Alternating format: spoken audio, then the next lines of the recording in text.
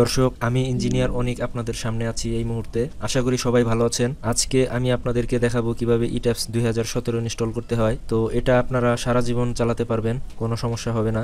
সফটওয়্যারটি download link আমি আপনাদেরকে কমেন্ট সেশনে দিয়ে রাখবো, পিন করে রাখবো, আপনারা সেখান থেকে নামিয়ে নেবেন। তো চলুন শুরু করা যাক। প্রথমেই আমাদের কাজ হবে সফটওয়্যারটি ইনস্টল ফাইলে গিয়ে ইনস্টল করে নেওয়া। অবশ্যই সফটওয়্যারটি রান অ্যাজ অ্যাডমিনিস্ট্রেটর এর মাধ্যমে ইনস্টল করবেন। ইনস্টল উইন্ডোটি আসলেই ইনস্টলে ক্লিক করবেন। ইনস্টল শিল্ড উইজার্ড আসলে ইয়েস করে দিবেন। সবগুলো পপআপই ইয়েস করে দিবেন। সফটওয়্যারটি ইনস্টল করতে কিছু প্রসেস ফলো করতে হবে। যদি কোনো কারণে ভুল করেন তাহলে কিন্তু সফটওয়্যারটি চলবে না। তো এরপর নেক্সট দিবেন। অ্যাকসেপ্ট বাটনে সিলেক্ট করে পুনরায় নেক্সট দিবেন। নেক্সট গুলো দেওয়া হয়ে গেলে গ্রাফিকের এই অপশনটি আসলে চেক বক্সে টিক দিয়ে, চেক দেওয়া না থাকলে চেক দিয়ে নেক্সট করে দিবেন। এরপর ইনস্টলে ক্লিক করে ইনস্টল করবেন। এখন ইনস্টল হওয়ার জন্য বেশ কিছু সময় নিবে, আপনাকে কিছুটা সময় ধৈর্য ধরে অপেক্ষা করতে হবে। এরপর লাইসেন্স অ্যাক্টিভেশনের উইন্ডোটি আসলে ইয়েস করে দিবেন, কি চাইলে ক্লোজ করে দিবেন।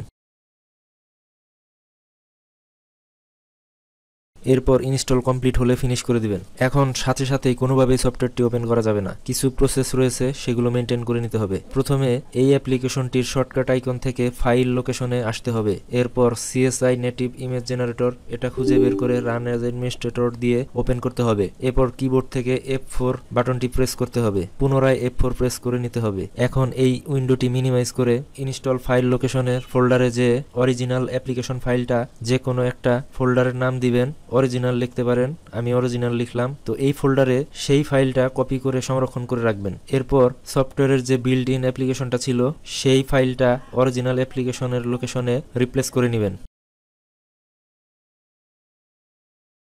পরবর্তীতে আবার সিএসআই নেটিভ উইন্ডোটি ওপেন করবেন এবং কিবোর্ড থেকে F3 প্রেস করবেন, পুনরায় F3 প্রেস করবেন। কিছুটা সময় নিয়ে কম্পাইলিং হতে থাকবে। কম্পাইলিং হয়ে গেলে ইন্টার দিয়ে এই উইন্ডোটি ক্লোজ করে দিবেন। এরপর সেই অরিজিনাল অ্যাপ্লিকেশন ফাইলটি কপি করে মেইন ফোল্ডারে রিপ্লেস করে দিবেন। এখন আপনার সব কাজ শেষ। এখন আপনি আজীবন ইট্যাপস সফটওয়্যারটি ফ্রিতে চালাতে পারবেন, কোনো প্রকারের সমস্যা হবে না। ভিডিওটি শেষ পর্যন্ত দেখার জন্য সকলকে অনেক ধন্যবাদ জানাই। যে কোনো প্রকারের সমস্যা হলে পরবর্তীতে আমাদের সাথে যোগাযোগ করবেন। পার্সোনালি আমি আপনাদেরকে সহযোগিতা করব। ভিডিওটি দেখে আপনাদের উপকার হয়ে থাকলে লাইক, কমেন্ট, শেয়ার করুন।